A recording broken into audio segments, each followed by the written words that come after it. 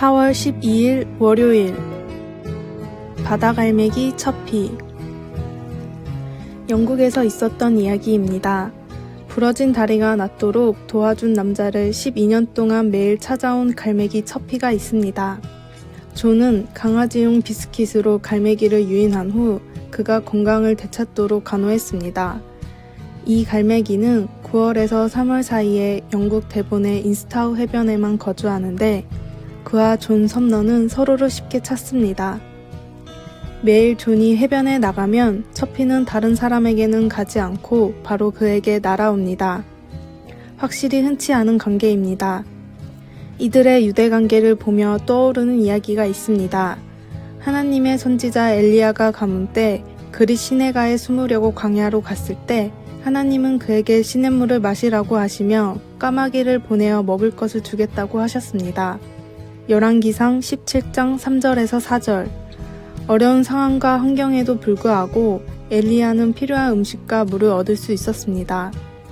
까마귀는 원래 이상한 먹이를 먹기 때문에 사람이 먹을 것을 가져다 줄 것 같아 보이지 않지만 엘리야에게 건강한 음식을 가져다 주었습니다. 사람이 새를 돕는 것은 놀라운 일이 아닐지 모르지만 새들이 아침에도 떡과 고기, 저녁에도 떡과 고기를 공급했다면 그것은 오직 하나님의 권능과 보살핌으로만 설명될 수 있습니다. 하나님께서 엘리야에게 하신 것처럼 우리에게도 어디서든 어떠한 놀라운 방법으로 우리의 필요한 것을 공급해주고 계신다는 것을 믿으시기 바랍니다. 말씀.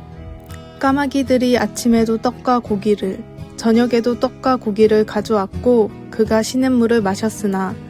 열왕기상 17장 6절.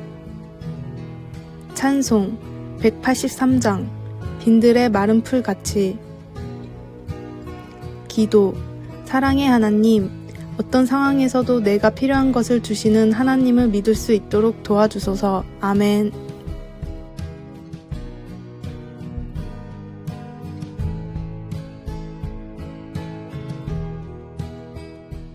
(4월 13일) 화요일.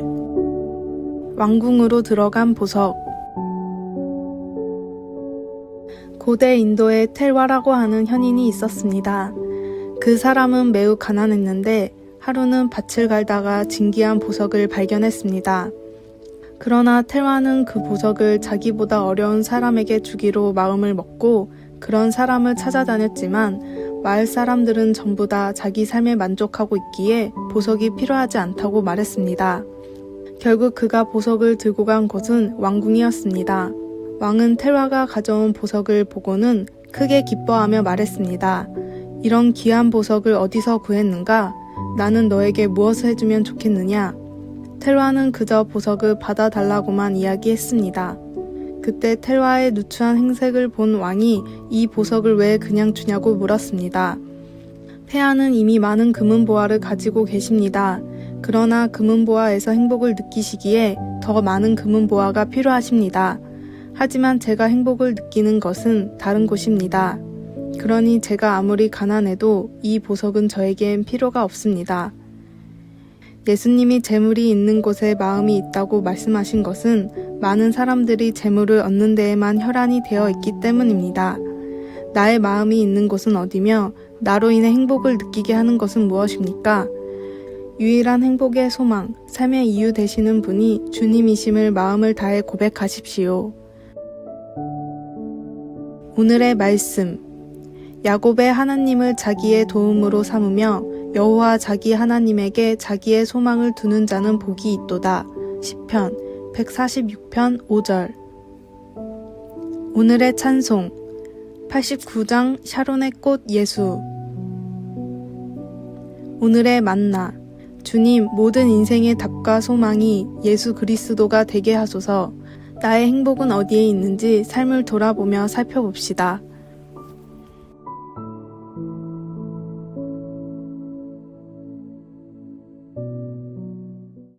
(4월 14일) 수요일. 절망을 찍은 사진. 미국의 대공황 기간 동안 유명한 사진작가 도로시아 랭의 작품 이주자 어머니라는 제목으로 잘 알려진 사진에는 완두콩 수확에 실패한 여파로 절망하는 어머니의 모습이 담겨 있습니다. 랭은 캘리포니아 니포모에서 농장 안보청의 직원으로 일하면서 안보청 사람들에게 수확 계절 농장에서 일하는 임시고용 노동자들의 절박함을 알리려고 그 사진을 찍었습니다. 예레미야 애가는 또 다른 절망의 장면, 곧 예루살렘의 멸망에 뒤이은 유다의 절망한 모습을 보여줍니다. 느부갓네살의 군대가 성에 쳐들어와 그들을 멸망시키기 전 사람들은 포위당하여 굶주림에 시달렸습니다. 열왕기하 24장 10절에서 11절.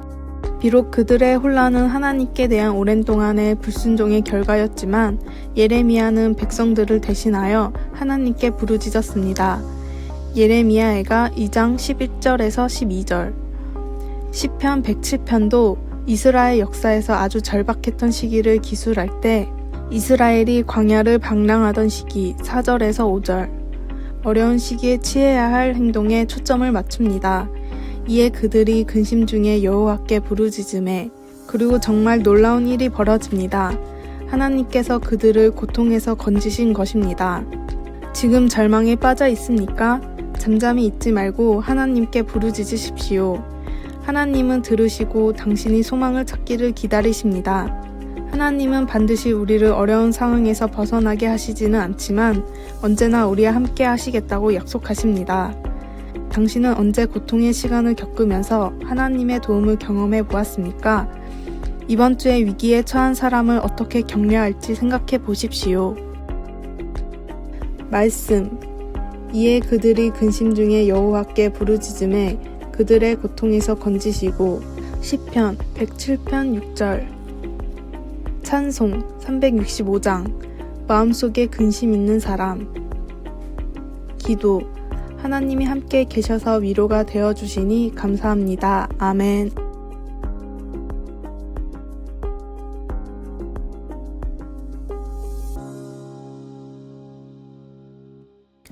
(4월 15일) 목요일.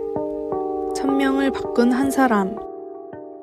호주 여행사에 취직해 베트남에서 가이드를 하게 된 짐이라는 청년이 있었습니다. 하루는 손님을 모시고 다닐 루트를 점검하기 위해 골목길을 거닐고 있었는데 쇠파이프로 어린이를 때리는 부모를 봤습니다. 급히 다가가 말리다가 사정을 들어보니 도망간 아빠 대신 혼자 아이를 키우는 엄마는 도박 중독이었고 자녀에게 국어를 시켜 돈을 벌어오게 하고 있었습니다. 더 충격적인 사실은 베트남 어디서나 볼 수 있는 국어를 하는 아이들은 대부분 상황이 비슷했다는 것입니다. 이 모습을 본 지민은 고민 끝에 오갈 데 없는 아이들을 보살피며 영어와 요리를 가르치는 교육센터를 세웠고 졸업한 학생들이 일할 수 있는 사회적 기업 코토 레스토랑을 세웠습니다. 처음엔 자본과 인력이 허락하지 않았습니다.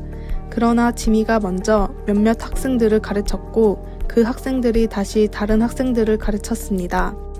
그렇게 시간이 지날수록 많은 학생들이 이곳을 거쳐가 지금은 1000명이 넘는 아이들이 새로운 삶을 시작했고 그 중에는 유명 호텔과 식당의 주방장이 된 아이들도 많이 있습니다.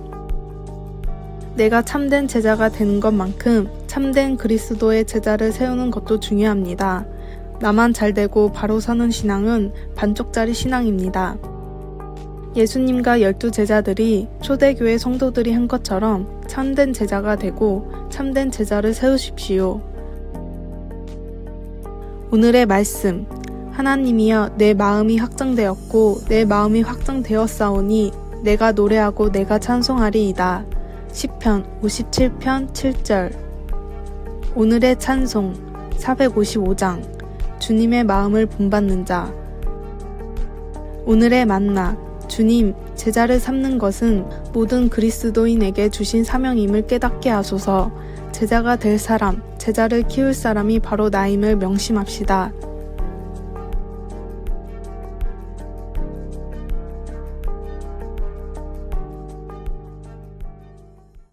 (4월 16일) 금요일. 재회의 기쁨. 어린 소녀는 신이 나서 군인인 아빠가 보낸 커다란 상자를 뜯었습니다. 아이는 아빠가 바빠서 집에 오지 못할 거라고 생각했었습니다.